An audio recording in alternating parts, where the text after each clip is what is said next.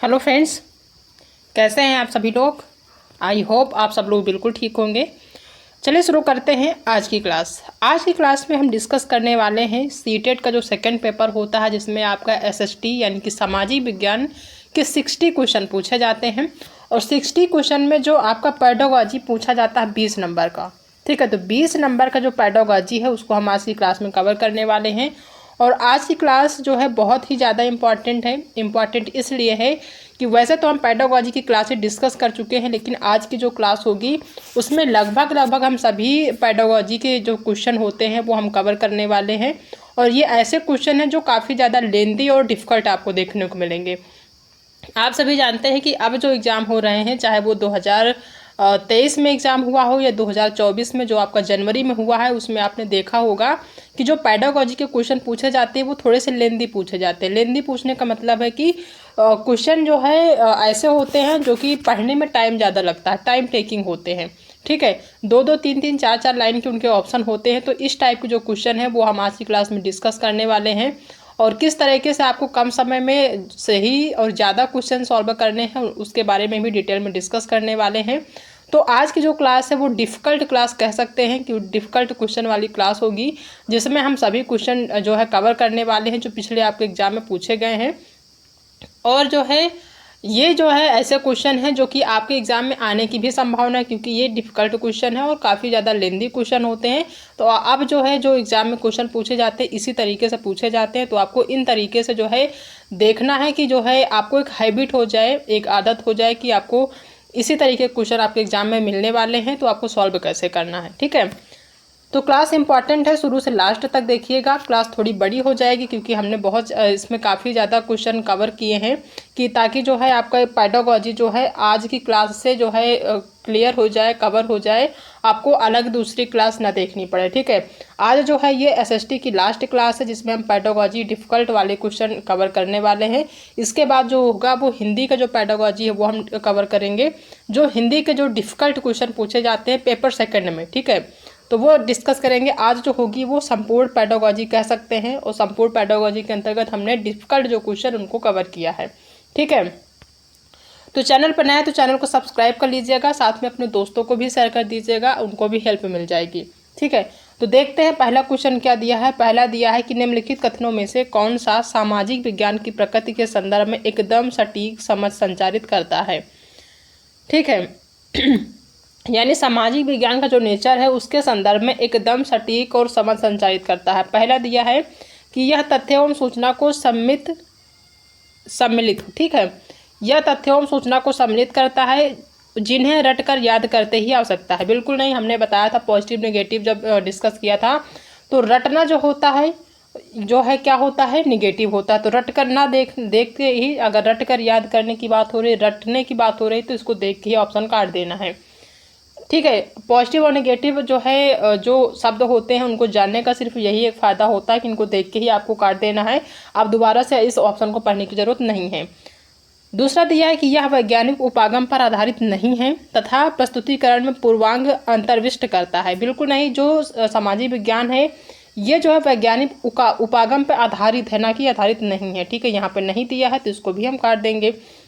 तीसरा दिया है कि इसका उद्देश्य विभिन्न मान्यताओं, प्रक्रियाओं और मतों का निर्माण करने पर बिना उन पर आलोचना प्राप्त है। यानी कि यह जो इसका जो उद्देश्य है वो विभिन्न मान्यताओं, प्रक्रियाओं और मतों का निर्माण करना है बिना उन पर आलोचनात्मक प्रश्न किए।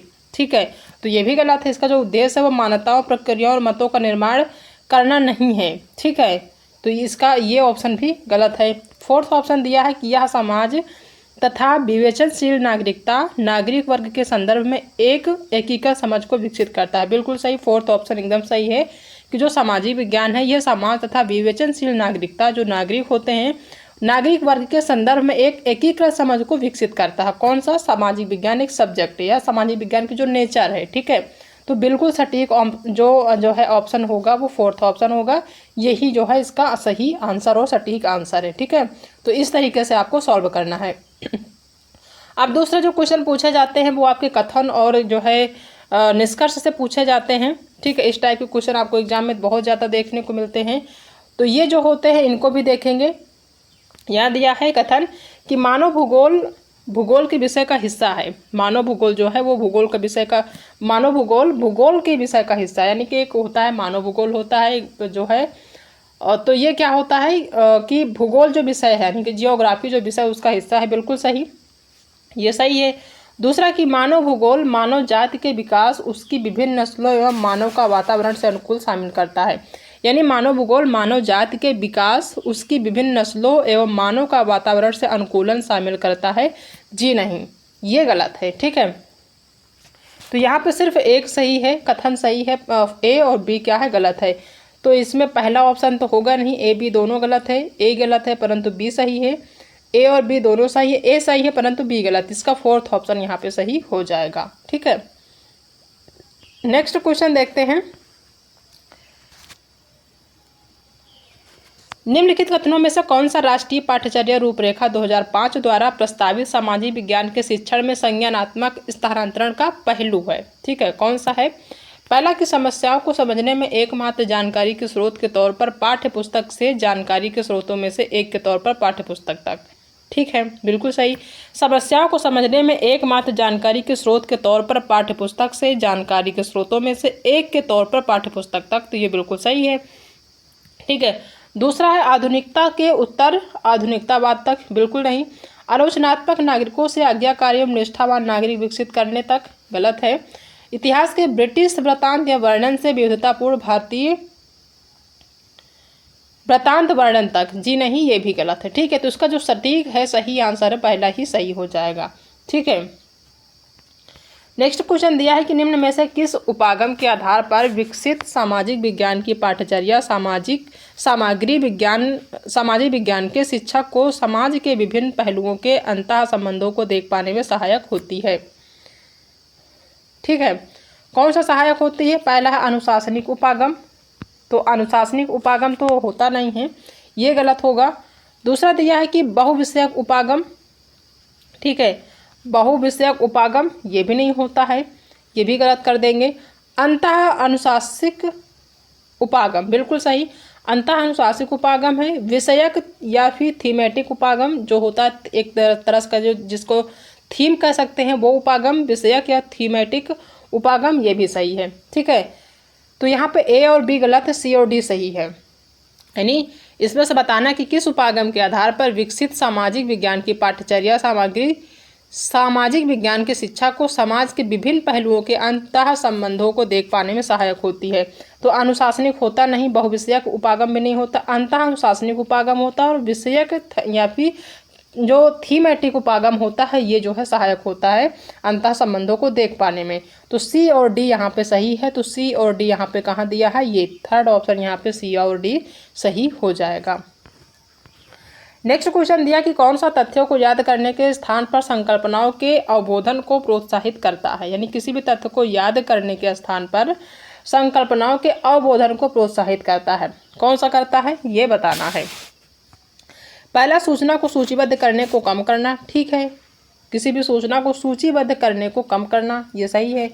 दूसरा कि ऐसे प्रश्न पूछना जो बच्चे को चिंतन के लिए प्रोत्साहित करे, बिल्कुल सही, ऐसे प्रश्न पूछना कि बच्चा थोड़ा सा जो है उसके बारे में चिंतन मनन करे, ठीक है, ताकि उसकी जो एक बुद्धि है वो उस पर जोर डाले, चिंतन करे, तब उसका आंसर दे, तो ये सही है।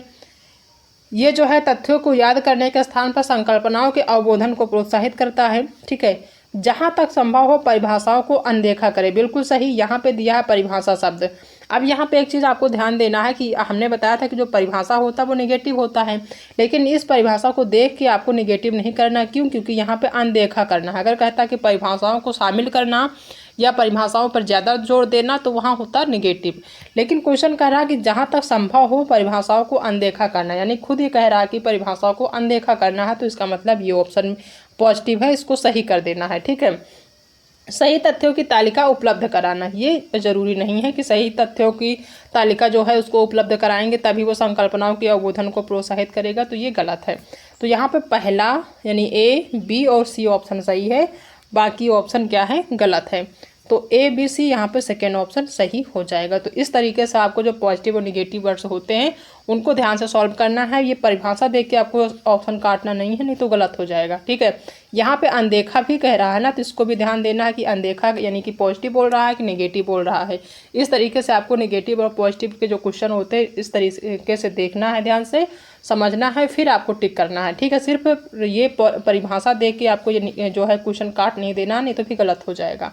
पूरा पढ़ भी लेना है कि यहाँ कह क्या रहा है। ठीक है, नेक्स्ट क्वेश्चन कि कौन सी शिक्षण अधिगम युक्ति आरंभिक स्तर पर सामाजिक न्याय तथा हास्यकरण यानी विषय पर चर्चा करने के लिए सर्वश्रेष्ठ हो सकती है। कौन सी हो सकती है? पहला है भूमिका अदा करना यानी कि रोल प्ले करना। तो भूमिका अदा करना हमने बताया कि पॉजिटिव होता है। व्रत अध्ययन, ठीक है, ये भी सही है। केस स्टडी, सर्वेक्षण, ये तो अपने आप में सही है। ग्लोब तथा मानचित्र, ग्लोब तथा मानचित्र ये नहीं है। ठीक है, ये गलत होगा। ठीक है, यानी जो कौन सा शिक्षा अधिगम युक्ति आरंभिक स्तर पर शुरुआती में सामाजिक न्याय तथा हास्यकरण विषय पर चर्चा करने के लिए सर्वश्रेष्ठ हो सकती है। तो जो भूमिका यानी कि रोल प्ले के द्वारा जो है हो सकता है। केस स्टडी यानी कि व्रत अध्ययन के थ्रू हो सकता है। सर्वेक्षण के द्वारा, लेकिन ग्लोब तथा मानचित्र का इसमें कोई रोल नहीं है, तो ये गलत है। तो यहाँ पे ए बी और सी सही होगा। तो ए बी सी कहाँ पे है? फर्स्ट ऑप्शन इसका सही हो जाएगा। नेक्स्ट क्वेश्चन है कि आप भारत विभाजन पर कक्षा ले रहे हैं। ठीक है, यानी भारत विभाजन एक टॉपिक है, उस पर आप क्लास ले रहे हैं। निम्नलिखित में से कौन सा कक्षा चर्चा के लिए मूल्यवान संसाधन साबित हो सकता है? कौन सा हो सकता है? भारत के मानचित्र हो सकता है। ठीक है, बिल्कुल सही। भारत के मानचित्र से आप बता सकते हैं कि भारत विभाजन किस तरीके से हुआ है, कहाँ से भारत का हिस्सा है, कहाँ पे दूसरे जो है राज्य का या देश का जो है हिस्सा है, सारी चीज़ें आप मानचित्र के माध्यम से बता सकते हैं। दूसरा है कि खुशवंत सिंह द्वारा लिखी पुस्तक पाकिस्तान के लिए रेल से पढ़ना। पाकिस्तान के लिए रेल यानी जो पाकिस्तान के लिए रेल है, ये किसकी पुस्तक है? खुशवंत सिंह की है। तो इसके द्वारा भी बता सकते हैं आप, क्योंकि पाकिस्तान के लिए जो रेल है इसमें भी जो है भारत विभाजन के बारे में डिटेल में दिया गया है, तो इस माध्यम से भी बता सकते हैं। ये भी एक मूल्यवान संसाधन हो सकता है भारत विभाजन टॉपिक को पढ़ाने के लिए। नेक्स्ट है दिल्ली 1948 के चित्र।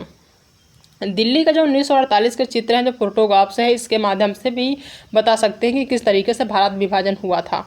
तो ये भी सही है। एम.एस. सुब्बालक्ष्मी द्वारा गाया गीत, ये गलत है। एम.एस. सुब्बालक्ष्मी द्वारा गाया गया जो गीत है इसके माध्यम से नहीं बता सकते, ये गलत होगा। ठीक है, तो ए बी और सी ऑप्शन यहाँ पे सही है। तो ए बी सी कहाँ पे है? फर्स्ट ऑप्शन इसका सही हो जाएगा। इन जो है ऑप्शन के माध्यम से जो भारत विभाजन एक जो है टॉपिक है उसको आप बता सकते हैं इन ऑप्शन के थ्रू। ठीक है, इनके उदाहरणों को जो है शामिल करके, तो ये सही है। नेक्स्ट क्वेश्चन है कि इनमें से कौन सी गतिविधि इतिहास कक्षा में चिंतन के कौशल को बढ़ाने के लिए सबसे अधिक प्रभावी होगी? कौन सी ऐसी एक्टिविटी है जो इतिहास कक्षा में चिंतन के कौशल को बढ़ाने के लिए सबसे अधिक प्रभावी होगी? ठीक है, पहला है विकल्पों का विश्लेषण करना। ठीक है, बिल्कुल सही, विकल्पों का विश्लेषण करना। दूसरा है पुनः स्मरण प्रश्न पूछना, ये गलत है। पुनः स्मरण प्रश्न पूछना गलत है। पुनः स्मरण मतलब कि दोबारा से याद करके प्रश्न पूछना, ये गलत है। तथ्यों और मतों में भेद करना, ठीक है, ये भी सही है। तथ्यों, जो भी तथ्य हैं, जो भी मत हैं, उसमें जो है भेद करना कि क्या दोनों में अंतर है, ये भी एक सही है। चिंतन कौशल को बढ़ाने के लिए जो है ये भी जरूरी है। प्रभावों को खोजना, ये भी सही है। जो भी प्रभाव पड़ रहे हैं उनको खोजना, बच्चे खोजने में जो है बच्चे खुद से खोजें इनके क्या क्या प्रभाव हैं। पाठ्य पुस्तक की विषय वस्तु को पाठन करना, पाठन करना यानी पढ़ना, ये भी गलत है। पाठ्य पुस्तक की जो विषय वस्तु है उसको पढ़ना, ये भी क्या होता है? पढ़ना, पाठन करना या फिर जो है याद करना, कंठस्थ करना, क्या होते हैं? निगेटिव होते हैं, तो ये गलत है। और बी भी गलत है यहाँ पे। ठीक है, तो ए सी और डी ये तीन ऑप्शन यहाँ पे सही हैं, बाकी ऑप्शन गलत है। तो यहाँ पे सेकेंड ऑप्शन यहाँ पे सही हो जाएगा। ये तीन जो ऑप्शन है ये जो है ऐसी एक्टिविटी है जिसके माध्यम से इतिहास क्लास में यानी इतिहास एक सब्जेक्ट पढ़ा रहे हैं उस क्लास में चिंतन के कौशल को बढ़ाने के लिए अधिक प्रभावशाली होंगे। ठीक है, नेक्स्ट क्वेश्चन है कि एक सामाजिक विज्ञान के शिक्षक की भूमिका में अपने छात्रों हेतु निम्न में से क्या विकसित करने के अवसर उपलब्ध करवाना सबसे महत्वपूर्ण है। पहला कि परीक्षा हेतु स्वयं पढ़ने के लिए प्रोत्साहित करना, बिल्कुल नहीं। परीक्षा के लिए जो है पढ़ने के लिए प्रोत्साहित नहीं कर सकते, खुद से पढ़ने के लिए प्रोत्साहित करना। कह रहा कि एक सामाजिक विज्ञान की शिक्षा की भूमिका में आप एक सामाजिक विज्ञान के टीचर हैं, अपने छात्रों हेतु अपने छात्रों को निम्न में से क्या विकसित करने के अवसर उपलब्ध कराना सबसे महत्वपूर्ण है। तो परीक्षा हेतु स्वयं पढ़ने के लिए प्रोत्साहित करना, जी नहीं। विषय विशेषज्ञ बनना, ये भी नहीं है। घटनाओं को याद करने के लिए स्मरण, ये भी हमने बताया याद करना स्मरण क्या होता है, गलत होता है।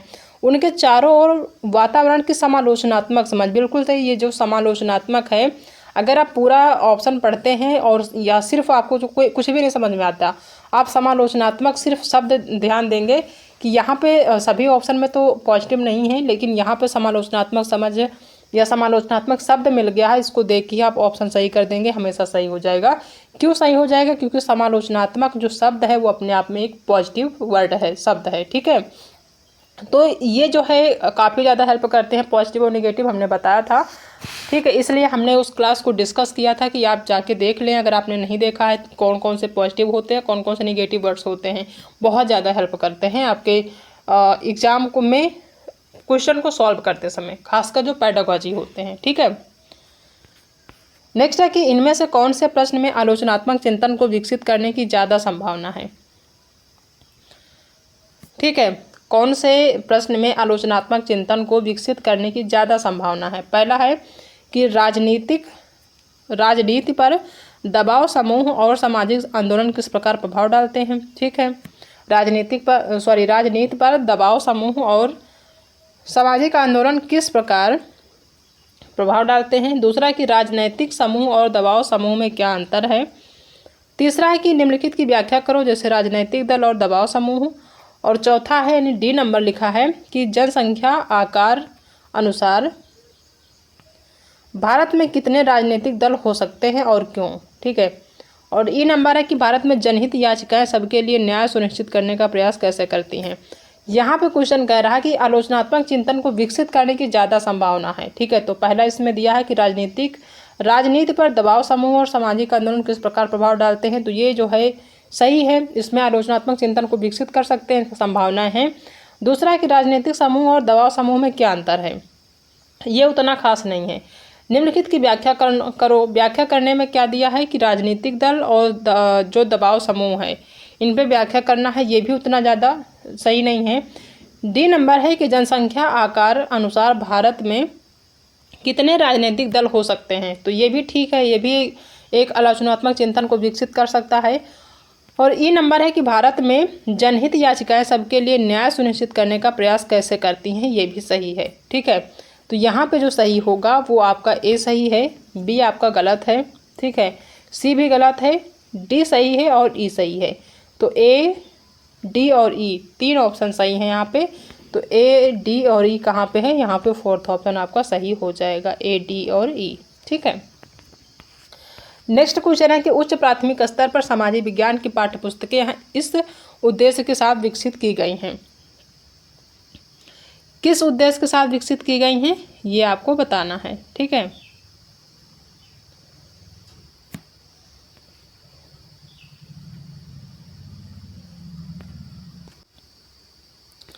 पहला दिया है कि विस्तृत जानकारी उपलब्ध कराने के लिए। दूसरा है कि बहुमतीय दृष्टिकोण को प्रकाशित करने के लिए। तीसरा है कि राष्ट्रवादी प्रतिनिधि सम्मिलित करने के लिए। और चौथा है कि विषयक प्रस्तुतिकरण उपलब्ध कराने के लिए। क्वेश्चन करा कि उच्च प्राथमिक स्तर पर, यानी कि प्राइमरी नहीं बल्कि उच्च प्राथमिक जूनियर लेवल पर सामाजिक विज्ञान की जो पाठ्य पुस्तकें हैं इस उद्देश्य के साथ किस उद्देश्य के साथ विकसित की गई हैं। क्या विस्तृत जानकारी उपलब्ध कराने के लिए? जी नहीं, इसमें उतनी भी ज़्यादा विस्तृत जानकारी नहीं होती है। बहुमतीय दृष्टिकोण को प्रकाशित करने के लिए? जी नहीं। राष्ट्रवादी प्रतिनिधित्व सम्मिलित करने के लिए? ये भी गलत है। विषयक प्रस्तुतिकरण उपलब्ध कराने के लिए होती हैं, ठीक है। विषयक प्रस्तुतिकरण उपलब्ध कराने के लिए जो उच्च प्राथमिक स्तर के सामाजिक विज्ञान की पाठ्य पुस्तकें होती हैं उनका ये उद्देश्य होता है। तो तीन ऑप्शन तो इसमें गलत ही है, सही में मतलब लग ही रहा है कि ये गलत है, तो इसका फोर्थ ही ऑप्शन सही हो जाएगा। विषयक प्रस्तुतिकरण उपलब्ध कराने के लिए उच्च प्राथमिक स्तर पर जो सामाजिक विज्ञान की पाठ्य पुस्तकें होती हैं उनका एक उद्देश्य होता है, इसलिए वो इस उद्देश्य के साथ विकसित की जाती है विषयक प्रस्तुतिकरण उपलब्ध कराने के लिए। ठीक है। नेक्स्ट क्वेश्चन है कि धम्म के विषय में समझ बनाने के लिए किस प्राथमिक स्रोत का संदर्भ लिया जाना चाहिए। धम्म के विषय में समझ बनाने के लिए किस प्राथमिक स्रोत का संदर्भ लिया जाना चाहिए। पहला है अशोक के शिलालेख, दूसरा है मेगास्थनीज के लेख, तीसरा है रामपुरवा की बैल मूर्ति और चौथा है लौह स्तंभ। तो ये है धम्म विषय में, धम्म जो विषय है वैसे भी ये किससे संबंधित है, अशोक के शिलालेख से। ठीक है। मेगास्थनीज और रामपुरवा ये सब गलत है, अशोक के शिलालेख से ही धम्म विषय संबंधित है, तो पहला ऑप्शन सही हो जाएगा। नेक्स्ट क्वेश्चन है कि सबसे उपयुक्त विकल्प के द्वारा खाली स्थान भरिए। परियोजना कार्य में मुख्यतः शामिल होता है, क्या शामिल होता है, अनेक संसाधनों से सूचना एकत्र करना, लोगों से आंकड़े इकट्ठा करने के लिए बाहर जाना, बिल्कुल नहीं, परियोजना से संबंधित महत्वपूर्ण संप्रत्यय को याद या कंठस्थ करना, गलत होगा, हमने बताया कि याद और कंठस्थ करना गलत होता है, विषय से संबंधित मुख्यतः समाचारों के अंश एकत्र करना, ये भी गलत है। तो इसका पहला ही सही हो जाएगा कि परियोजना कार्य में मुख्यतः शामिल होता है अनेक संसाधनों से सूचना एकत्र करना। ठीक है। तो पहला ही ऑप्शन यहाँ पे सही है, बाकी तीन ऑप्शन तो आप देख के ही काट सकते हैं क्योंकि उसमें नेगेटिव वर्ड्स भरे पड़े हैं। ठीक है। नेक्स्ट क्वेश्चन है कि परियोजना कार्य करने के लिए उपयुक्त क्रम क्या है। ठीक है। जो परियोजना कार्य है उसको करने के लिए जो उपयुक्त क्रम है, यानी कि जो ऑप्शन दिया है इसको आपको क्रम से लगाना है। ठीक है। पहला दिया है कि विषय से संबंधित प्रश्नावली या हस्ताक्षर की अनुसूची तैयार करना, दूसरा दिया है कि शोध प्रश्न अथवा समस्या का सूत्रीकरण, और तीसरा शोध प्रश्न का उत्तर देने की प्रविधि का विकास, और डी नंबर है कि विषय से संबंधित साहित्य सामग्री का अध्ययन। तो कोई भी परियोजना है उसमें कार्य करने के लिए जो सबसे ज़्यादा जरूरी होता है, जाहिर सी बात है, वो होता है उस विषय से संबंधित साहित्य या सामग्री का अध्ययन करना। ठीक है। तो ये किस पे आ जाएगा, पहले नंबर पे आ जाएगा। ठीक है। उसके बाद क्या होता है, शोध प्रश्न अथवा समस्या, यानी जो भी आप ने पढ़ा है उसमें कौन से प्रश्न उठ रहे हैं और उस समस्या का सूत्रीकरण क्या है। ठीक है। तो उसके बाद कौन सा दो हो जाएगा, दूसरे नंबर पर आपका बी नंबर हो जाएगा। ठीक है।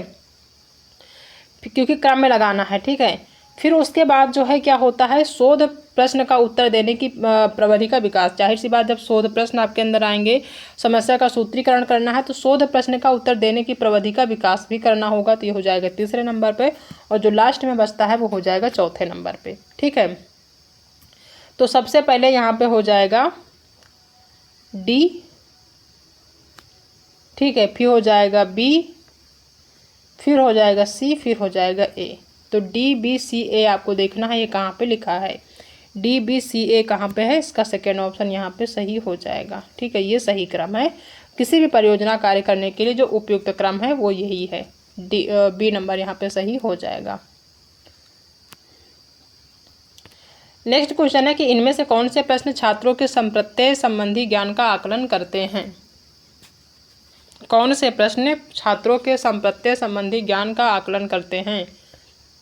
पहला है कि जनजातियों द्वारा दीकू लोगों के विरोध का क्या कारण था, दूसरा कि आर्थिक विकास और सतत पोषणीय विकास में क्या अंतर है, स्पष्ट करें। ठीक है। सी नंबर है कि वर्तमान भारत के किसी जनजाति समुदाय को चुने, उनके रीति रिवाज और जीवन में पिछले 50 वर्षों में उनके जीवन में आए परिवर्तन पर निबंध लिखे, गलत है, जूनियर का बच्चा इतना बड़ा निबंध नहीं लिख सकता है, गलत है। तीसरा है कि झांसी की रानी लक्ष्मीबाई के विषय में अधिक जाने, वे अपने समय की किस प्रकार से एक असामान्य महिला थी। ठीक है।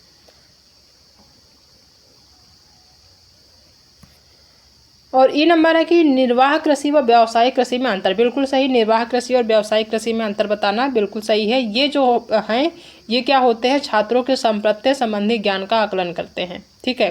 तो यहाँ पे बी और ई सही है, बाकी ऑप्शन क्या है, गलत हैं। तो बी और ई कहाँ पे दिया है, बी और ई यहाँ पे थर्ड ऑप्शन दिया है, थर्ड ऑप्शन सही हो जाएगा। ठीक है। नेक्स्ट क्वेश्चन दिया है कि इनमें कौन से प्रश्न पाराबौद्धिक यानी कि मेटाकॉग्निटिव ज्ञान का आकलन करते हैं।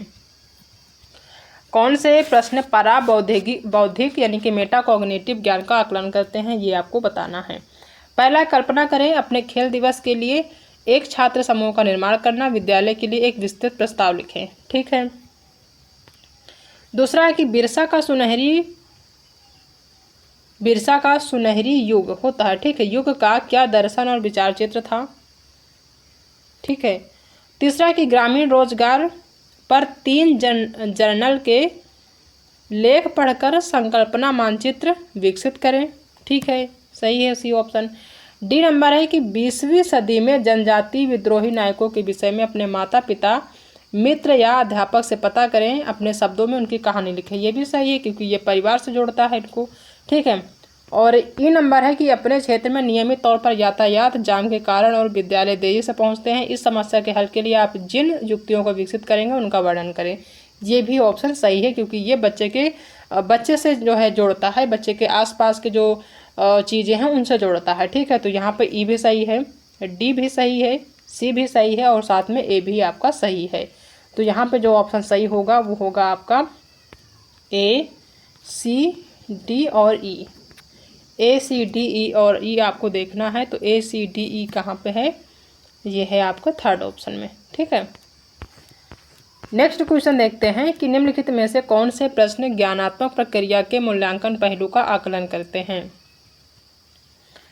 कौन से प्रश्न ज्ञानात्मक प्रक्रिया के मूल्यांकन पहलू का आकलन करते हैं। पहला है कि 3 योजनाओं को सूचीबद्ध कीजिए। ठीक है, यहाँ पे कीजिए होगा जिनका लक्ष्य भारत में जो गरीब है उनकी स्थिति बेहतर करना। दूसरा है कि मनरेगा को लागू कराने में संलिप्त प्रक्रियाओं का व्याख्यान हमने बताया क्या होता है, निगेटिव होता है, इसको देख के आपको काट देना है। ठीक है। तीसरा कि समग्र शिक्षा अभियान ने भारत में अधिगम के स्तरों की गुणवत्ता सुधारने में सहायता की है, इस कथन के पक्ष में 3 बिंदु उपलब्ध कीजिए। ठीक है, सी ऑप्शन सही है। डी नंबर है कि सन 1991 में 1991 से भारत में औद्योगिकीकरण की प्रक्रिया ने प्रदूषण को बढ़ावा दिया है, ये भी क्या है, सही है। ई नंबर दिया है कि जो है अपने नागरिकों के मौलिक अधिकारों को सुनिश्चित करना सरकार का दायित्व है, उचित सिद्ध करें और सही विकल्प करें। ठीक है, तो यहाँ पे हमने बताया सी ऑप्शन सही हो जाएगा। समग्र शिक्षा अभियान ने भारत में अधिगम से स्तरों की गुणवत्ता सुधारने में सहायता की है, इस कथन के पक्ष में 3 बिंदु लिखिए। बी नहीं होगा क्योंकि यहाँ पे व्याख्यान है। 3 योजनाओं को सूचीबद्ध कीजिए जिनका लक्ष्य भारत में गरीबी की स्थिति को बेहतर करना है, ये भी उतना खास नहीं है, तो ये गलत होगा। बी सही है, सॉरी सी सही है और डी नंबर है सही है और आपका ई सही है। तो सी, डी, ई आपका सही है, बाकी ऑप्शन गलत है। तो सी, डी, ई कहाँ पे है? आपका फोर्थ ऑप्शन सही हो जाएगा। ठीक है। नेक्स्ट क्वेश्चन दिया है कि निम्नलिखित प्रश्नों को पढ़ें, इनमें से कौन से ज्ञानात्मक प्रक्रिया के प्रयोग पहलों का आकलन करते हैं। पहला दिया है कि आप मोहम्मद तुगलक के शासनकाल में किसान कृषक हैं और आप सुल्तान द्वारा मांगे गए करों का भुगतान नहीं कर सकते। ठीक है, यहाँ पर होगा मांगे गए करों का, यानी सुल्तान जो है कर मांगता था या कर लगता था उस टाइम पे, तो उनका जो है भुगतान नहीं कर सकते, आप क्या करेंगे। क्वेश्चन क्या है? क्वेश्चन है कि ज्ञानात्मक प्रक्रिया के प्रयोग पहलू का आकलन करते हैं, कौन से ऐसे ऑप्शन हैं ये बताना है। ठीक है। दूसरा दिया है कि कुछ पत्थरों की आकृति मशरूम जैसी क्यों होती है, जैसे कुकुरमुत्ता होता है उसकी तरह कौन से क्यों होती है कुछ पत्थरों की आकृति। तीसरा है यानी सी नंबर है कि माना मुंबई में शाम के 7 बजे का समय है, लंदन जो ब्रिटेन में ग्रीनविच के समय पर स्थित है वहाँ क्या समय होगा। ठीक है, ये ऑप्शन। कौन कौन से पक्ष त्रिपक्षीय संघर्ष में सम्मिलित है। और ई नंबर की छात्र नेता के चयन में लोकतंत्र के सिद्धांतों का अनुसरण करते हुए आप जो कदम उठाएंगे उन्हें सूचीबद्ध कीजिए, ये भी सही है। ठीक है, तो यहाँ पे सी सही होगा, यानी कि माना मुंबई में शाम के 7 बजे का समय है, लंदन जो ब्रिटेन में ग्रीनविच के समय में स्थित है वहाँ क्या समय होगा, तो ये क्या है, ये जो है ज्ञानात्मक प्रक्रिया के प्रयोग के पहलू का क्या करते हैं, आकलन करते हैं। तो सी सही है और आपका ई सही है, बाकी ऑप्शन क्या है, गलत है। तो सी और ई कहाँ पे है, वो है आपका 4th नंबर पे। ठीक है।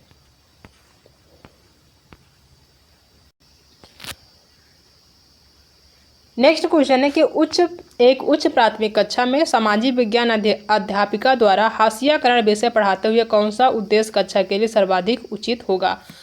अगर आप एक उच्च प्राथमिक कक्षा में एक टीचर हैं, ठीक है, और आप हाशियाकरण सब्जेक्ट पढ़ा रहे हैं, थीम पढ़ा रहे हैं, टॉपिक पढ़ा रहे हैं, तो कौन सा उद्देश्य कक्षा के लिए सर्वाधिक उचित होगा, ये आपको बताना है। ठीक है, पहला है कि छात्र हास्याकरण के कारक तत्वों को पहचान पाएंगे। ठीक है, दूसरा है कि छात्र हास्याकरण पहलुओं को जान पाएंगे। ठीक है, तीसरा कि छात्र सांस्कृतिक धरोहर संप्रत्यय को जान पाएंगे, ये भी सही है। और डी है कि छात्र हाशियाई तबकों के प्रति सहानुभूति कर पाएंगे। सहानुभूति क्या होता है, हमने बताया निगेटिव होता है, तो ये क्या हो जाएगा, गलत हो जाएगा। तो यहाँ पे ए, बी और सी तीन ऑप्शन सही हैं। तो ए, बी, सी कहाँ पे है, फर्स्ट ऑप्शन सही है। और सहानुभूति जो है ये हमने बताया था क्या होता है, निगेटिव होता है। इसको देख के ही आपको काट देना है। नेक्स्ट क्वेश्चन है कि प्राथमिक स्तर पर सामाजिक विज्ञान में मुख्यतः शामिल तत्व हैं। कौन कौन से तत्व होते हैं सामाजिक विज्ञान में? पहला कि इतिहास, बिल्कुल सही। भूगोल, राजनीति विज्ञान और अर्थशास्त्र। ठीक है, सामाजिक विज्ञान में तो सारे सब्जेक्ट थोड़े थोड़े होते हैं, कुछ कुछ चैप्टर होते हैं। इतिहास में इतिहास भी होता है, भूगोल भी होता है, राजनीति विज्ञान भी होता है, अर्थशास्त्र भी होता है। दूसरा है कि राजनीति विज्ञान, ठीक है, सांख्यिकी नहीं होता है, इतिहास तो होता ही है। ठीक है, नागरिक शास्त्र भी कह सकते हैं होता है, लेकिन आपका सांख्यिकी नहीं होता, ये गलत हो जाएगा। ठीक है, इतिहास, नागरिक शास्त्र, लोक प्रशासन और अंतर्राष्ट्रीय संबंध, ये गलत है। प्राचीन इतिहास, भूगोल, राजनीति विज्ञान और नागरिक शास्त्र, ये गलत है। ठीक है, नागरिक शास्त्र नहीं होता है। तो यहाँ पे पहला ऑप्शन सही हो जाएगा। प्राथमिक इसने प्राइमरी लेवल पे, वैसे तो होता है लेकिन प्राइमरी लेवल पे सामाजिक विज्ञान में इतिहास, भूगोल, राजनीति विज्ञान और अर्थशास्त्र होता है। तो पहला ऑप्शन यहाँ पे सही हो जाएगा।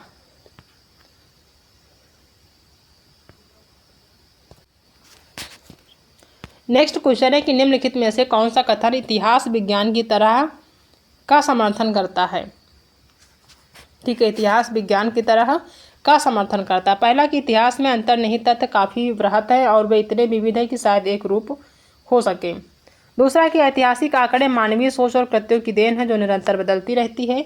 तीसरा ऑप्शन है कि इतिहास के तथ्य बहुत ही जटिल होते हैं तथा बिरले ही परिभाषित शब्द के असली मायनों में दोहराए जाते हैं। और डी नंबर की बाकी प्राकृतिक विज्ञानों की तरह इतिहास तथ्यों को स्थापित करने और अर्थ लगाने के लिए अपनी तकनीकों का अनुसरण करता है। बिल्कुल सही, फोर्थ ऑप्शन बिल्कुल सही है कि बाकी प्राकृतिक विज्ञानों की तरह जो इतिहास के तथ्य हैं वो उन तथ्यों को स्थापित करने और अर्थ लगाने के लिए अपनी तकनीकों का अनुसरण करता है। तो ये ऑप्शन बिल्कुल सही और सटीक है, तो फोर्थ ऑप्शन सही हो जाएगा। नेक्स्ट क्वेश्चन है कि एकीकृत कक्षाओं में शिक्षक को कक्षा के भाग के रूप में क्या नहीं मिल सकता? कक्षा के भाग के रूप में क्या नहीं मिल सकता एकीकृत कक्षाओं में? किसको? टीचर को। पहला है असाधारण शिक्षार्थी, तो ये तो मिलता है। उस क्लास में असाधारण सिंपल बच्चे भी होते हैं, सामान्य बच्चे भी होते हैं, विशिष्ट भी होते हैं, असाधारण भी होते हैं, तो सही है। चौक, डस्टर और शिक्षण सहायक सामग्री, ये भी एक क्लास में मिलता है एक टीचर को। स्मार्ट बोर्ड और उपकरण, ये भी मिलता है। प्ले स्टेशन नहीं मिलता है। ठीक है, ये क्लास में नहीं होता है, कॉमन सी बात है, तो फोर्थ ऑप्शन सही हो जाएगा। नेक्स्ट क्वेश्चन है कि सामाजिक विज्ञान का अध्यापक आमतौर पर अलग अलग छात्रों को अलग अलग काम देता है या विश्वास करता है? किस पे विश्वास करता है? पहला कि यदि समान तरह की काम दिया जाए तो वह छात्रों को पसंद नहीं आता, जी नहीं। छात्रों के लिए व्यक्तिगत भिन्नताएं पाई जाती, बिल्कुल सही, छात्रों के बीच जो है व्यक्तिगत भिन्नताएं पाई जाती हैं, इसलिए सामाजिक विज्ञान का जो अध्यापक है या फिर किसी भी सब्जेक्ट का जो अध्यापक होता है वो आमतौर पे अलग अलग छात्रों को अलग अलग काम देता है, क्योंकि उसको पता है कि अलग अलग तरीके के अलग अलग भिन्नताओं वाले बच्चे होते हैं, तो ये सही है। यह छात्रों के बीच प्रतिस्पर्धा को प्रोत्साहित करता है। हमने बताया प्रतिस्पर्धा क्या होता है, नेगेटिव होता है, काट देना है। इस विधि द्वारा छात्र एक दूसरे के काम की नकल नहीं कर पाएंगे, ये भी गलत है। ठीक है, ये कोई अर्थ नहीं है इसका, तो यहाँ पर सेकेंड ऑप्शन सही हो जाएगा। नेक्स्ट है कि कौन सी कक्षाई घटना छात्र की गरिमा का हनन करती है? कौन सी कक्षाई घटना छात्र की जो गरिमा होती है उसका हनन करती है? पहला कि छात्र को कक्षा में कमीज उतार कर रहने के लिए कहना, क्योंकि यह विद्यालय बिना वर्दी पहनने आया था। यानी कि यह विद्यालय बिना वर्दी पहने आया था, तो ये जो है क्या होता है, ये गलत है। ये क्या करता है, हनन करता है छात्र की गरिमा का, तो ठीक है। एक छात्र दूसरे छात्र से निजी व्यक्तिगत प्रश्न पूछता है, ये तो कॉमन सी बात है, तो ये नहीं होगा। एक अध्यापक लड़कियों को क्रिकेट खेलने के लिए प्रोत्साहित करती है, ये भी सही है, ये गरिमा का हनन नहीं करता है, तो ये भी गलत है। ठीक है। एक फोर्थ है कि अध्यापक एक विद्यार्थी को दूसरे विद्यार्थी से क्षमा याचना मांगने के लिए कहता है क्योंकि उसने दूसरे विद्यार्थी को चोट पहुंचाई, तो कॉमन सी बात है, ये भी जो है हनन नहीं करती। तो पहला ही सही होगा कि एक छात्र की कक्षा में कमीज उतार कर रहने के लिए कहना। कोई भी अगर टीचर ऐसा कहता है करता है कि जो आप जो है कमीज उतार कर क्लास में बैठें क्योंकि यह विद्यालय बिना वर्दी पहनने आया था, तो ये क्या होगा, ये जो है किसी भी छात्र की गरिमा का हनन करती है। तो पहला ही ऑप्शन यहाँ पे सही होगा। ऐसा नहीं कर सकते, कोई भी टीचर या कोई भी बच्चा ऐसा नहीं कर सकता है कि ये जो है किसी भी छात्र या छात्रा की गरिमा का हनन करता है। तो पहला ही ऑप्शन सही हो जाएगा। नेक्स्ट क्वेश्चन है कि वांछित व्यवहार परिवर्तन के संदर्भ में निम्न में से किसे हमेशा उल्लेखित किया जाता है। पहला सामान्य लक्ष्य, दूसरा है सामान्य उद्देश्य, तीसरा है अनुदेशात्मक उद्देश्य। ठीक है, तो वांछित व्यवहार परिवर्तन के संदर्भ में निम्न में से किसे हमेशा उल्लेखित किया जाता है, तो वो होता है अनुदेशात्मक उल्लेख। कौन होता है, अनुदेशात्मक उद्देश्य होता है। ठीक है, तो यहाँ पे सी ऑप्शन सही है, सामान्य लक्ष्य या सामान्य उद्देश्य ये नहीं होता है। ठीक है, तो यहाँ पे केवल सी सही होगा, तो बी थर्ड नंबर यहाँ पे सही हो जाएगा।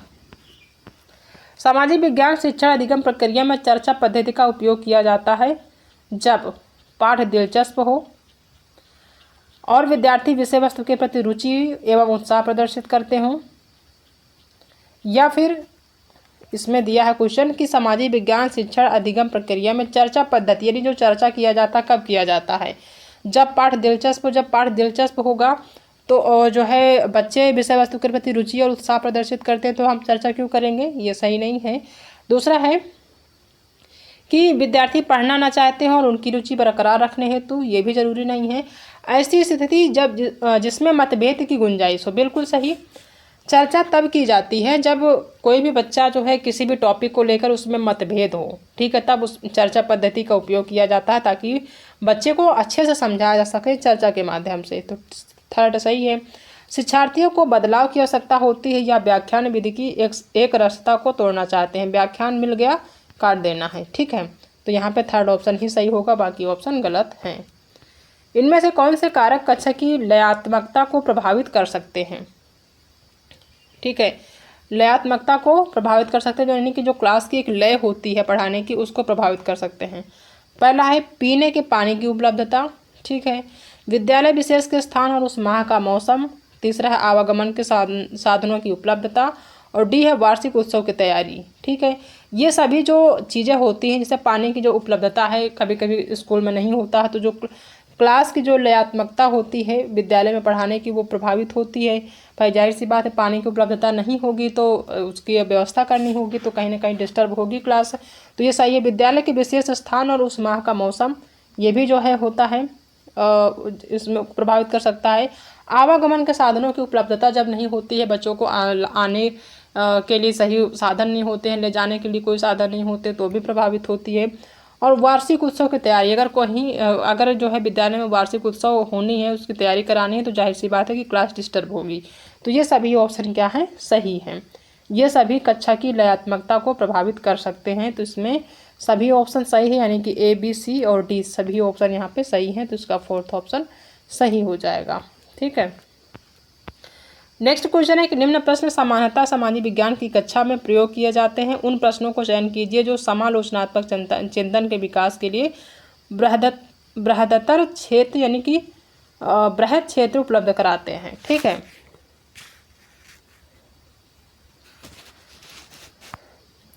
निम्न प्रश्न सामान्यतः सामाजिक विज्ञान की कक्षा में प्रयोग किए जाते हैं। उन प्रश्नों का चयन करना है जो समालोचनात्मक चिंतन के विकास के लिए बृहदतर क्षेत्र उपलब्ध कराते हैं। पहला है कि भारतीय संसद में प्रश्न सत्र काल में प्रतिक्रिया देने में सम्मिलित प्रक्रिया का वर्णन कीजिए। दूसरा है कि भारतीय संसद में प्रश्नकाल होना क्यों महत्वपूर्ण है। ठीक है, सी नंबर है कि विधानसभा के सदस्यों की भूमिका तथा उत्तरदायित्व का वर्णन कीजिए।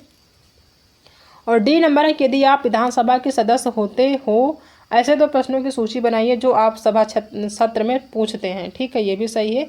तो यहाँ पे बी और डी यहाँ पे सही है, बाकी ऑप्शन गलत है। तो बी और डी कहाँ पे है, बी और डी आपका थर्ड ऑप्शन यहाँ पे सही हो जाएगा। ठीक है, नेक्स्ट क्वेश्चन है कि उच्च प्राथमिक कक्षाओं में सामाजिक और राजनैतिक जीवन की कक्षा में वर्णनात्मक आख्यान द्वारा प्रोत्साहित डैश होता है। ठीक है, क्या प्रोत्साहित होता है, क्या वो आत्मनिरीक्षण होता है, या फिर चर्चा करना होता है, बिल्कुल सही। तर्क शक्ति नहीं होता है और न तो व्याख्या करना होता है। व्याख्या करना हमने बताया गलत होता है। तो आत्मनिरीक्षण और चर्चा करना क्या होता है, प्रोत्साहित होता है वर्णनात्मक आख्यान द्वारा। ठीक है, तो यहाँ पे ए और बी सही है, इसका मतलब फर्स्ट ऑप्शन ही यहाँ पे सही हो जाएगा। नेक्स्ट क्वेश्चन है कि सामाजिक विज्ञान क्लब किसके सहयोग से चलाया जाता है। सामाजिक अध्ययन शिक्षक और स्कूल प्रबंधन के द्वारा, या फिर सामाजिक अध्ययन शिक्षक और स्कूल के छात्रों के द्वारा। हाँ ठीक है। तीसरा, सामाजिक सदस्य शिक्षक, माता पिता और अन्य हितकारों के द्वारा, या फिर राज्य सरकार, शिक्षक, छात्र और हितधारकों के इत्यादि के। ये गलत है। ठीक है, इसमें सामाजिक सदस्य और माता पिता तो आ ही नहीं सकते। इसमें सामाजिक अध्ययन जो है वो शिक्षक और स्कूल के छात्रों के द्वारा चलाया जा सकता है, तो इसका सी ऑप्शन सही होगा, बाकी ऑप्शन गलत है। ठीक है। नेक्स्ट क्वेश्चन है कि सामाजिक अध्ययन में इकाई विश्लेषण केंद्रित है, किसमें केंद्रित है? थीम आधारित संप्रत्यों की बेहतर समझ पैदा करने के लिए। ठीक है। रोचक अधिगम शिक्षक प्रक्रिया विकसित व प्रोत्साहित करने हेतु, या फिर संपूर्ण विषय वस्तु को विभिन्न पाठों प्रकरणों में विभाजित करने के लिए, या फिर इकाइयों को एक बहुविषयक अस्तित्व में प्रस्तुत करने हेतु। तो सामाजिक अध्ययन में जो इकाई विश्लेषण केंद्रित है वो थीम आधारित संप्रत्यों को बेहतर समझ पैदा करने के लिए होता है, तो पहला ही ऑप्शन यहाँ पे सही हो जाएगा। नेक्स्ट क्वेश्चन है कि सेकेंडरी स्रोतों के उदाहरणों में शामिल है। सेकेंडरी स्रोतों के, यानी जो प्राइमरी और सेकेंडरी दो स्रोत होते हैं, उसमें जो सेकेंडरी स्रोत होते हैं उसके उदाहरणों में कौन कौन से शामिल है? पहला पत्र शामिल है। ठीक है। डायरी भी है, फोटो भी है, कलाकृतियाँ और साक्षात्कार। ठीक है, पहला ऑप्शन। दूसरा है कि मौखिक इतिहास, समाचार पत्र या जर्नल लेख और संस्मरण या फिर आत्मकथाएं। जी नहीं, ये सेकेंडरी स्रोत के अंतर्गत नहीं आती हैं। जीवन की घटनाओं की ऑडियो या वीडियो रिकॉर्डिंग ये भी नहीं है। पाठ्य पुस्तकें, शब्दकोश, विश्वकोश, जीवनी और शोध प्रबंधन, ये गलत है। पहला ही यहाँ पर सही हो जाएगा, जिसमें पत्र होता है, डायरी होती है, फोटो होते हैं और कलाकृतियाँ और साक्षात्कार होते हैं। ये सेकेंडरी स्रोतों के उदाहरण में शामिल होते हैं, तो पहला ऑप्शन यहाँ पे सही हो जाएगा। नेक्स्ट क्वेश्चन है कि परियोजना पद्धति किस सिद्धांत पर आधारित है? परियोजना पद्धति किस सिद्धांत पर आधारित है? पहला, तत्काल सुदृढ़ीकरण का सिद्धांत, या फिर छोटे चरणों का सिद्धांत, या फिर सामाजिक अनुभव का सिद्धांत। बिल्कुल सही। कृत्रिमता का सिद्धांत, ये गलत होगा। ठीक है, तो इसमें जो परियोजना पद्धति है वो किस सिद्धांत पर आधारित है? सामाजिक अनुभव के सिद्धांत पर आधारित है। थर्ड ऑप्शन सही हो जाएगा। नेक्स्ट क्वेश्चन है कि निम्न में से कौन गतिशील चरण में शिक्षार्थियों को सीखने में उनकी प्रगति के प्रति जागरूक होने में मदद करेगा? कौन सा मदद करेगा? पहला है निर्माणात्मक मूल्यांकन। ठीक है। दूसरा है योगात्मक मूल्यांकन, प्लेसमेंट मूल्यांकन और नैदानिक मूल्यांकन। ये क्या है? गलत है। निर्माणात्मक मूल्यांकन होते हैं, ये जो है शिक्षार्थियों को सीखने में उनकी प्रगति के प्रति जागरूक होने में क्या करते हैं? मदद करते हैं, तो पहला ही ऑप्शन इसका सही हो जाएगा। नेक्स्ट है कि आप क्या सोचते हैं कि आसपास पड़ोस की दुकानें कैसे सामान प्राप्त करती हैं? कुछ उदाहरण से ज्ञात करें और व्याख्या करें। ठीक है, आप क्या सोचते हैं कि आसपास पड़ोस की दुकानें कैसे सामान प्राप्त करती हैं और कुछ उदाहरण से ज्ञात करें और व्याख्या करें। पहला, यह प्रश्न छात्रों की डैश योग्यता का मूल्यांकन करता है। किस योग्यता का मूल्यांकन करता है, ये बताना है। पहला है कि अनुभवों की तुलना करना। जी नहीं। दूसरा है कि परिस्थितियों से पता लगाना, या फिर विपरीत उत्तर देना, या फिर विभिन्न संदर्भों में अवधारणा लागू करना। सही है, डी नंबर सही हो जाएगा कि यह प्रश्न जो है छात्रों की विभिन्न संदर्भों में अवधारणा लागू करना योग्यता का मूल्यांकन करता है, तो इसका सही और सटीक आंसर होगा वो फोर्थ ऑप्शन होगा। ठीक है। नेक्स्ट है कि उत्तरी मैदानों में बड़ी संख्या में लोग क्यों रहते हैं? ठीक है, ये जो है एक कह सकते हैं कि तर्क है कि उत्तरी मैदानों में बड़ी संख्या में लोग क्यों रहते हैं। यह प्रश्न छात्रों की डैश योग्यता का मूल्यांकन करता है। किस योग्यता का मूल्यांकन करता है? क्या यह साधारणीकरण या फिर सामान्यीकरण है, या फिर परिकल्पना निर्माण है, या फिर निष्कर्ष निकालना है, या फिर है तर्क शक्ति। बिल्कुल सही। उत्तरी मैदानों में बड़ी संख्या में लोग क्यों रहते हैं, ये एक तर्क शक्ति है। यह प्रश्न छात्रों की तर्क शक्ति योग्यता का क्या करता है? मूल्यांकन करता है, तो फोर्थ ऑप्शन ये सही हो जाएगा।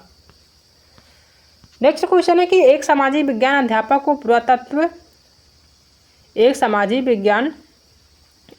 को पुरातत्व कब्र, ठीक है, कब्र जो है स्थल के विषय में यहाँ होगा कब्र। कब्र स्थलों के विषय में अनुमान लगवाते हुए निम्नलिखित जानकारी के अवसर अवश्य प्रदान करने चाहिए। कौन से जो है अवसर प्रदान करने चाहिए? पहला कि ज्ञात प्राचीनतम लोगों की सांस्कृतिक रीति रिवाजों को जानना, या फिर ज्ञात प्राचीनतम लोगों के दफनाने के तरीकों में चयन वरीयता को जानना, या फिर मृतक के साथ दफनाई गई वस्तुओं की सूची बनाना, या फिर प्राचीन समाज में सामाजिक भिन्नता और स्तर की समझ विकसित करना। बिल्कुल सही, यानी कि प्राचीन समाज में, यानी कि यहाँ कह रहा है क्वेश्चन कि सामाजिक विज्ञान अध्यापक को पुरातत्व कब्र जो है, कब्र के जो स्थल हैं उनके विषय में अनुमान लगाते हुए निम्नलिखित जानकारी के अवसर अवश्य प्रदान करने चाहिए। कौन से? कि जो प्राचीन समाज में जो प्राचीन समाज था उसमें सामाजिक भिन्नता क्या थी और उसका स्तर की समझ विकसित होता है। ठीक है, इन सब चीज़ों से कि पुरातत्व में जो कब्र के स्थल मिलते हैं उनसे क्या होता है कि प्राचीन समाज में प्राचीन टाइम में जो समाज होते थे तो उसमें सामाजिक भिन्नता कौन कौन सी थी, कैसे कैसे, क्योंकि अलग अलग समुदाय के लोग अलग अलग तरीके से जो है सबों को दफनाते थे और उनके स्तर की समझ कैसी थी, ये जो है ऑप्शन सही हो जाएगा। उनके स्तर की समझ को विकसित करना, फोर्थ ऑप्शन सही हो जाएगा। ठीक है, बाकी ऑप्शन के अकॉर्डिंग फोर्थ ऑप्शन सही है। नेक्स्ट क्वेश्चन है कि निम्नलिखित में से कौन सा कौशल विविधता एवं भेदभाव विषय के शिक्षण के दौरान छात्रों में विश्लेषणात्मक क्षमताओं के विकास को सूचित करता है? पहला कि विभिन्न परिस्थितियों में पूर्वाग्रह तथा भेदभाव को पहचानने में समर्थ होना। दूसरा है कि यह समझाने में समर्थ होना कि कैसे परस्पर निर्भरता सामाजिक कल्याण को बढ़ावा देता है। ठीक है। तीसरा है कि समानता को सुनिश्चित करने वाले संवैधानिक प्रावधानों को सूचीबद्ध करने में समर्थ होना। ये गलत है। पूर्वाग्रह और रूढ़िवादिता की परिभाषा देने में समर्थ होना। ठीक है, यहाँ पे सेकंड सही होगा कि कौन सा कौशल विविधता एवं भेदभाव विषय, ठीक है, कौन सा टॉपिक है विविधता एवं भेदभाव, उस विषय के शिक्षण के दौरान छात्रों में विश्लेषणात्मक क्षमताओं के विकास को सूचित करता है। तो ये करता है कि यह समझाने में समर्थ होना कि कैसे परस्पर निर्भरता सामाजिक कल्याण को बढ़ावा देता है। ठीक है, इसका सेकेंड ऑप्शन सही हो जाएगा।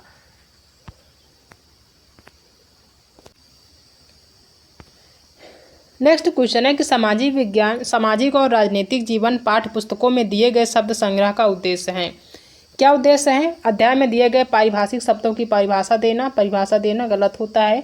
दूसरा कि पाठ्य पुस्तक में प्रयुक्त भाषा की स्पष्टता प्रदान करना। ठीक है, सामाजिक और राजनीतिक जीवन पाठ्य पुस्तकों में दिए गए जो शब्द संग्रह होते हैं उनका जो उद्देश्य होता है वो पाठ्य पुस्तक में प्रयुक्त भाषा की स्पष्टता प्रदान करता है। ठीक है, रटने द्वारा अवधारणा की समझ प्रदान करना। रटना दिख गया है, काट देना है आपको ऑप्शन। छात्रों को नए शब्दों से परिचय करवाकर उनके शब्दकोश की वृद्धि करना, ये भी गलत है। इसका अर्थ ये नहीं होता। जो शब्द संग्रह होते हैं उसका जो सही शब्द संग्रह होते हैं उसका जो उद्देश्य होता है वो पाठ्य पुस्तक में प्रयुक्त भाषा की स्पष्टता प्रदान करना होता है। तो इसका सेकेंड ऑप्शन सही हो जाएगा। नेक्स्ट क्वेश्चन है कि सामाजिक और राजनीतिक जीवन पुस्तकें निम्नलिखित उद्देश्य से लिखी गई हैं। कौन से उद्देश्य से लिखी गई हैं? पहला कि वे तथ्यों को याद करने में सहायक हैं। जी नहीं, याद करना दिख गया, काट दीजिए। वे पुस्तकें जो चर्चा में आदर्श और वास्तविकता में संतुलन रखती हैं। बिल्कुल सही। वे पाठ्यवस्तु को चर्चा में आदर्श और वास्तविकता में संतुलन रखती हैं। ठीक है, तो ये सही है। तो यहाँ पे सिर्फ बी सही है, यानी केवल बी यहाँ पे सही होगा, ए आपका गलत है। ठीक है, आरंभिक स्तर पर मुगल प्रशासन में प्रशासनात्मक पदानुक्रम विषय पर चर्चा करने के लिए निम्नलिखित में से कौन सी शिक्षण अधिगम युक्तियाँ सर्वश्रेष्ठ हैं? कौन से सर्वश्रेष्ठ हैं? पहला है भूमिका अदा करना। ठीक है, रोल प्ले करना। अंतःमुक्त यानी कि जो ओपन एंडेड प्रश्न होते हैं, ये सही होगा। ठीक है, तीसरा है सर्वेक्षण या फिर समय सीमा। तो सर्वेक्षण तो नहीं होता है, लेकिन समय सीमा आपका सही हो जाएगा। क्वेश्चन है कि आरंभिक स्तर पर मुगल प्रशासन में जो प्रशासनात्मक पदानुक्रम विषय होता है उस पर चर्चा करने के लिए भूमिका यानी कि रोल प्ले अदा करना ठीक होता है। ओपन एंडेड प्रश्न यानी कि अंतमुक्त वाले प्रश्न ये भी सही है। सर्वेक्षण उतना ज़्यादा इंपॉर्टेंट नहीं, और समय सीमा, ये तीनों ऑप्शन सही हैं। यानी कि आपका ए, बी और डी, ये तीन ऑप्शन सही हैं, ए बी डी। तो ए बी डी कहाँ पे है ये आपको देखना है। ए बी डी आपका थर्ड ऑप्शन यहाँ पे दिया है। ठीक है, नेक्स्ट क्वेश्चन दिया है कि कथन ए, बी और सी को पढ़िए तथा सही उत्तर का चयन कीजिए। पाठ्य सहगामी गतिविधियां सामाजिक मूल्यों के विकास में कैसे सहायता कर सकती हैं? पहला है कि छात्र सामाजिक गतिविधियों के द्वारा सामाजिक विविधता के प्रति सहिष्णुता को विकसित कर सकते हैं, ठीक है। दूसरा है कि छात्र सहयोगी बनने के लिए सामूहिकता की भावना, एकता तथा योग्यता को विकसित करते हैं। ये भी ऑप्शन क्या है, दोनों ऑप्शन यहाँ पे सही हैं। तो ए और बी दोनों ऑप्शन सही हैं, तो यहाँ पे होगा ए और बी, ठीक है, दोनों ऑप्शन सही हैं, ठीक है। नेक्स्ट क्वेश्चन है कि निम्नलिखित विषयों पर विचार कीजिए। आरंभिक स्तर की सामाजिक विज्ञान की पाठ्यपुस्तक में से कौन सा समुदाय के जीवंत अनुभवों के माध्यम को पढ़ाया जा सकता है? कौन सा पढ़ाया जा सकता है? पहला है कि भारत विभाजन की स्मृतियाँ, ठीक है, जाति आधारित भेदभाव, कार्य क्षेत्र में यौन उत्पीड़न और ताजमहल की वास्तुकलात्मक शैली। तो ये ऑप्शन गलत है, ठीक है। क्वेश्चन कह रहा कि आरंभिक स्तर की सामाजिक विज्ञान की जो पाठ्यपुस्तक होती है उसमें से कौन सा समुदाय के जीवंत अनुभव, जो समुदाय होते हैं, जो समाज होते हैं, उनके जीवंत अनुभवों के माध्यम से पढ़ाया जा सकता है? तो भारत विभाजन की स्मृतियाँ बिल्कुल इसके लिए सटीक है।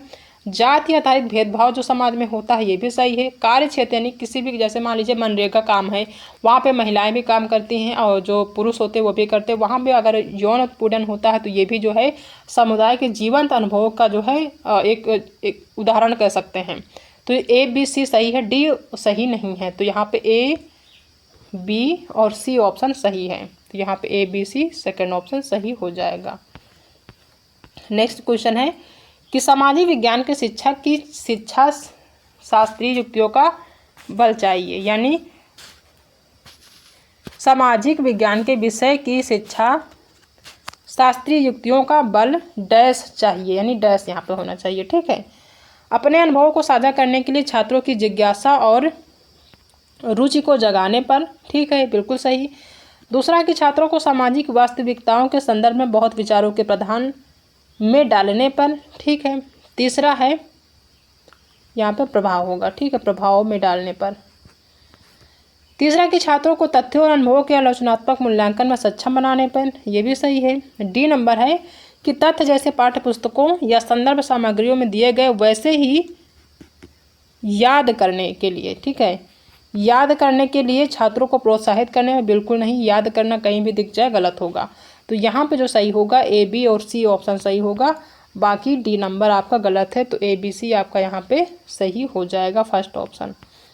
नेक्स्ट क्वेश्चन है कि निम्नलिखित में से कौन से विषय पर अध्यापक शिक्षण की विधि के तौर पर वाद विवाद बहस का आयोजन कर सकता है? किस पे कर सकता है वाद विवाद बहस का आयोजन? पहला है पृथ्वी की परतें, वायुदाब, महाद्वीप तथा महासागर या फिर पर्यावरण तथा विकास। तो इसमें बताना है कि कौन से विषय पर अध्यापक शिक्षण की विधि के तौर पर वाद विवाद बहस का जो है आयोजन कर सकता है। तो शिक्षण की विधि में पृथ्वी की परतें उतना ज़्यादा इम्पोर्टेंट नहीं है, वायुदाब भी नहीं है, महाद्वीप तथा महासागर नहीं, पर्यावरण, क्योंकि पर्यावरण जो है एक बेसिक चीज़ें हैं, ठीक है, बच्चा अपने आसपास के बारे में ज़्यादा चीज़ें समझता है। तो पर्यावरण तथा विकास एक ऐसा टॉपिक है जिस पे जो है अध्यापक वाद विवाद बहस का आयोजन कर सकता है, फोर्थ ऑप्शन सही हो जाएगा। नेक्स्ट क्वेश्चन है कि निम्नलिखित में से कौन सा कथन सामाजिक विज्ञान के शिक्षण की कक्षाओं गतिविधियों द्वारा छात्रों में आलोचनात्मक सोच को विकसित करने के लिए सही है? ठीक है, कौन सा सही है? पहला, खोजी प्रश्नों को पूछना, बिल्कुल सही। दूसरा कि छात्रों को प्रतिबिंबन या रिफ्लेक्ट करने के लिए कहना, ठीक है, ये भी सही है। छात्रों को दिए गए कथन को स्वीकार करने के लिए कहना, दिए गए कथन यानी कोई भी कथन दिया गया तो आप छात्रों को कहते हैं कि आप उसको स्वीकार कर ले, तो ये गलत होगा। कोई भी चीज़ छात्रों को थोपना नहीं है, अपने मन की, यानी टीचर अपने मन की नहीं करा सकता बच्चे से, तो ये गलत होगा। छात्रों की बहुल दृष्टिकोण को प्रदान करना, ठीक है, यहाँ पे होगा प्रदान करना, ये भी सही है, ठीक है। तो यहाँ पे सी ऑप्शन गलत है, बाकी ए बी डी आपका सही है। तो ए बी डी कहाँ पे है ये देख लेते हैं, ए बी डी आपका थर्ड ऑप्शन सही हो जाएगा। नेक्स्ट क्वेश्चन है कि सामाजिक विज्ञान शिक्षण में आलोचनात्मक चिंतन की प्रासंगिकता के विषय में कौन सा कथन सही है? पहला, स्वतंत्र निर्णय और ज्ञान का अवबोध करना, ठीक है। दूसरा, प्रजातंत्र में छात्रों को नागरिक के रूप में प्रभावशाली ढंग से सोचने का कार्य करने हेतु सशक्त बनाना, ये भी सही है। तीसरा है कि सामाजिक विज्ञानों में मानक और प्रमाण में भेद द्वारा किसी प्रस्ताव को उचित ठहराने की क्षमता का विकास करना, ठीक है। डी नंबर है कि आकांक्षाओं हेतु सत्ताधारियों के दावों को स्वीकार करना, ठीक है। नीतिगत निर्णयों के लिए आज्ञा पालन फैसला लेने में मानक का उपयोग करना, मानक शब्द आ गया, देख के आप इसको काट दीजिए, ये कभी सही नहीं हो सकता, ठीक है। तो यहाँ पे जो सही होगा वो आपका डी सही है, सी सही है, बी सही है और ए सही है। ई आपका गलत है क्योंकि यहाँ पे मानक आ गया है। मानक हमने बताया था कि क्या होता है, निगेटिव होता है। तो यहाँ पे जो सही होगा ए बी सी डी होगा, यानी कि पहला ही सही हो जाएगा। नेक्स्ट क्वेश्चन है कि आलोचनात्मक चिंतन किन मूल्यों से संबंध है। आलोचनात्मक चिंतन किन मूल्यों से संबंधित है या संबंध है, ये बताना है। पहला, क्या वो जिज्ञासा से है, ठीक है, जिज्ञासा सही है। गौरव से है, जी नहीं। रिफ्लेक्शन से है। तार्किकता से है, आज्ञा पालन से नहीं है, ठीक है। आलोचनात्मक चिंतन किन मूल्यों से संबंध है, जिज्ञासा हो गया, रिफ्लेक्शन हो गया, आज्ञा पालन हो गया। तो ए आपका सही हो जाएगा, सी सही हो जाएगा और आपका डी सही हो जाएगा। तो ए सी डी कौन सा कहाँ है, तो ए सी डी आपका सेकेंड ऑप्शन सही हो जाएगा। नेक्स्ट क्वेश्चन है कि आप अपनी अगली कक्षा में चर्चा द्वारा राष्ट्रीय आंदोलन में दांडी मार्च के महत्व के विषय में छात्रों की तर्क शक्ति विकसित करना चाहते हैं। आप किस बात पर बल देंगे, ठीक है। दांडी जो मार्च है उसके बारे में आप जो है छात्रों की तर्क शक्ति विकसित करना चाहते हैं। पहला है कि साबरमती से दांडी तक स्थान और दूरी। दूसरा है कि नमक बनाने और बेचने पर सरकार का एकाधिकार, ठीक है, ये सही है पहले के अकॉर्डिंग। दूसरा कि बड़ी संख्या में सत्याग्रहियों की भागीदारी और उनका कष्ट सहना, ठीक है, ये भी सही है। ये भी जो है एक जो वो छात्र की जो तर्क शक्ति होती है उसको विकसित करने में सहायक हो सकता है, ठीक है, क्योंकि बच्चे सोचेंगे इसके बारे में कि कौन कौन से कष्ट हुए थे। और डी नंबर है कि सरकार द्वारा 1935 का अधिनियम पारित करना, ठीक है, ये भी सही है कि बच्चे एक तर्क शक्ति का यूज करेंगे कि 1935 का जो अधिनियम पारित किया गया था उसमें कौन कौन सी चीज़ें थी, क्या क्या थी, तो ये भी आपका सही है। तो इसमें ए छोड़कर बाकी ऑप्शन बी सी डी सही है। तो बी सी डी यानी कि सेकेंड ऑप्शन सही हो जाएगा। नेक्स्ट क्वेश्चन है कि निम्नलिखित में से एक विषय के तौर पर सामाजिक और राजनीतिक जीवन के उद्देश्य कौन से हैं, ठीक है। पहला कि पाठ्य पुस्तक में चर्चित दैनिक जीवन एवं समस्याओं के बीच संबंध बनाने में छात्रों को सक्षम बनाना, ठीक है, क्योंकि यहाँ पे दैनिक जीवन यूज हो गया है। दैनिक जीवन क्या बताया था, छात्रों की दैनिक जीवन क्या होता है, पॉजिटिव होता है, तो इसको देख के ही आप सही कर सकते हैं ऑप्शन को। सभी उठाए गए मुद्दों की लैंगिक प्रकृति को पहचान करने में छात्रों की सहायता करना, ठीक है, ये भी सही है, छात्रों के हित की बात हो रही है। सी नंबर है कि राजनीतिक सामाजिक एवं अधिक मुद्दों की राजनीतिक सामाजिक एवं आर्थिक, ठीक है, यहाँ पे क्या होगा, आर्थिक मुद्दों को आलोचनात्मक तरीके से विश्लेषित व व्याख्यायित करने के कौशलों का विकास करना, ठीक है। डी नंबर है कि छात्रों में आदर्श नागरिक व नागरिकता के संवेदन को आत्मसात करना, ठीक है, क्या लिखा है, छात्रों में आदर्श नागरिक एवं नागरिकता के संवेदन को आत्मसात करना, ठीक है, ये गलत होगा। संवेदनशील या संवेदन ये क्या होता है, नेगेटिव होता है, ये काट देंगे। तो यहाँ पे ए बी और सी ऑप्शन सिर्फ सही है, तो ए बी सी कहाँ पे हो जाएगा, पहला ऑप्शन सही हो जाएगा, ठीक है। तो ये टोटल 50 क्वेश्चन हमने डिस्कस किए हैं पेडागोजी के, जो कि काफ़ी ज़्यादा इम्पॉर्टेंट रहे हैं और काफ़ी ज़्यादा जो है टाइम टेकिंग क्वेश्चन आपको देखने को मिले होंगे। काफ़ी डिफिकल्ट क्वेश्चन है, आपको इसी टाइप के क्वेश्चन आपके एग्जाम में देखने को मिलेंगे, ठीक है। इसमें कुछ जो है आपके इजी क्वेश्चन भी रहे हैं जो कि एक एक लाइन के रहे हैं, और कुछ क्वेश्चन ऐसे रहे हैं आपने देखा कुछ डिफिकल्ट क्वेश्चन यानी लेंदी क्वेश्चन है जिसमें पढ़ने में टाइम लगता है। उसमें हमने बताया कि सिर्फ आपको पॉजिटिव और नेगेटिव शब्दों को ध्यान रखना है। अगर आप ऐसे शब्दों को ध्यान रखते हैं तो बहुत आसानी से सॉल्व कर पाएंगे, ठीक है। तो आई होप कि आप सभी को आज की जो क्लास है पसंद आई होगी। अगर आज की क्लास पसंद आई है तो वीडियो को लाइक कर दीजिएगा, अपने दोस्तों में भी शेयर कर दीजिएगा, और अगर आप चैनल पर पहली बार विजिट कर रहे हैं तो चैनल को सब्सक्राइब कर लीजिएगा। आज की जो क्लास है उसमें हमने एसएसटी के पेडागोजी डिस्कस किया, जो डिफ़िकल्ट और इजी क्वेश्चन थे दोनों को। आगे की जो क्लास होगी बाकी जो सब्जेक्ट है जैसे आपका हिंदी हो गया उसको डिस्कस करेंगे, या फिर जो अन्य सब्जेक्ट होते हैं प्राइमरी के यानी जो आपका सीटेट का फर्स्ट पेपर उसके भी हम डिस्कस करने वाले हैं। तो उसके लिए आप चैनल को सब्सक्राइब कर सकते हैं अगर आपको सीटेट की क्लास चाहिए है तो, ठीक है। तो आज की क्लास में इतना ही, बाकी मिलते हैं नेक्स्ट क्लास में एक नए टॉपिक के साथ। आई होप कि ये जो आज की क्लास है आप सभी के लिए थोड़ी सी जो है महत्वपूर्ण जरूर रहेगी। तो बाकी मिलते हैं नेक्स्ट क्लास में एक नए टॉपिक के साथ, तब तक अपना ध्यान रखिएगा।